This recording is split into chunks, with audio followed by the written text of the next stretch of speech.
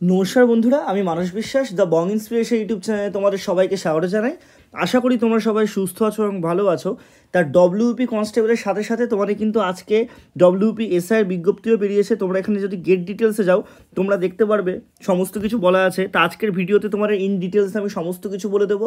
তা দেখো, যত তোমরা ওয়েট করেছিলে এই বিষয়গুলোর জন্য, তোমাদের কিন্তু অবশেষে একদিনে সমস্ত জল্পনা কাটিয়ে সমস্ত রিক্রুটমেন্ট বার হয়ে গেছে। এখন শুধু তোমাদের পড়াশোনা করা ছাড়া আর কিন্তু কোনো গতি নেই। তা তোমাদের ডব্লিউপি এসআইয়ের বিজ্ঞপ্তিও কিন্তু বেরিয়ে গেল। টোটাল কিন্তু 464টি তোমাদের ভ্যাকান্সি থাকছে, 550টা থাকছে না, 464টি টোটাল ভ্যাকান্সি থাকছে। যেখানে আনাম ব্রাঞ্চে মেলদের 164টি, ফিমেলদের 100টা এবং আর্ম ব্রাঞ্চে শুধুমাত্র মেলদের 200টা তোমাদের মতো ভ্যাকান্সি থাকছে। তা যারা যারা প্রিপারেশন তোমরা নিতে চাও অবশ্যই নিচে দেওয়া হোয়াটসঅ্যাপ নম্বরে যোগাযোগ করতে পারো। তোমাদের প্রিলিমেন্স ইন্টারভিউ পর্যন্ত ফুল প্যাকেজ আমাদের ডব্লিউপিএসআই, এককালীন 2000 টাকা, কোনো রকম মাসিক ফিস নেই। যারা যুক্ত হতে চাও তোমরা কিন্তু অবশ্যই আমাদের সাথে যোগাযোগ করো। তাহলে চলো পুরো বিষয়টা তোমাদের বলে দিই। তা দেখো, ডব্লিউপিএসআই তোমার কিন্তু 464টি ভ্যাকান্সি বেরিয়েছে এবং তোমার কিন্তু এলিজিবিলিটি ক্রাইটেরিয়া 20 থেকে 30 বছর বয়স হলে তোমরা কিন্তু আবেদন করতে পারবে। ইউআরদের 1/1/2024 অনুযায়ী এবং এসসি এসটিদের 5 বছর, ওবিসিদের 3 বছরের যেমন ছাড় থাকে সেটা কিন্তু আছে, ঠিক আছে।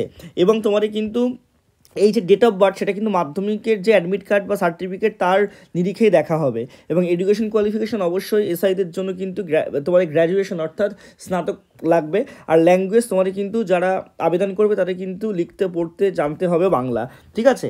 এবং নিচের দিকে তোমরা আসো, এখানে দেখো বলে দিয়েছে ট্রান্সজেন্ডারদের জন্য কিন্তু আলাদা তোমাদের যে প্রসেস সেগুলো কিন্তু করা হবে, ঠিক আছে। সমস্ত কিছু এখানে ইন ডিটেলসে বলে দিয়েছে।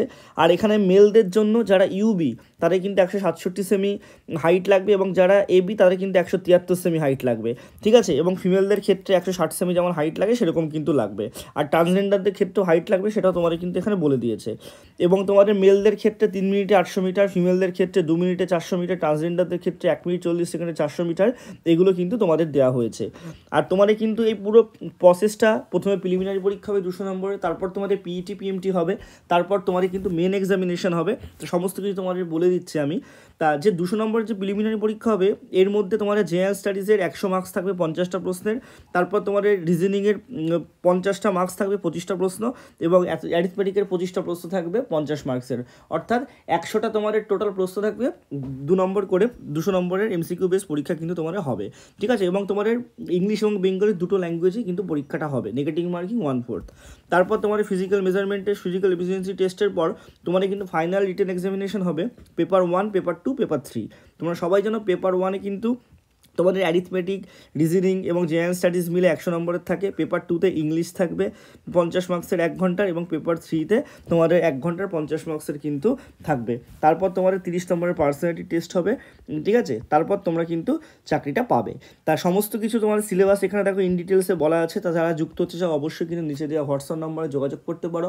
এছাড়াও যারা ডব্লিউপি এবং কেপির জন্য প্রিপারেশন নিতে চাও, এককালীন 600 টাকার বিনিময়ে তোমরা কিন্তু দুটোর জন্যই প্রিপারেশন নিতে পারবে।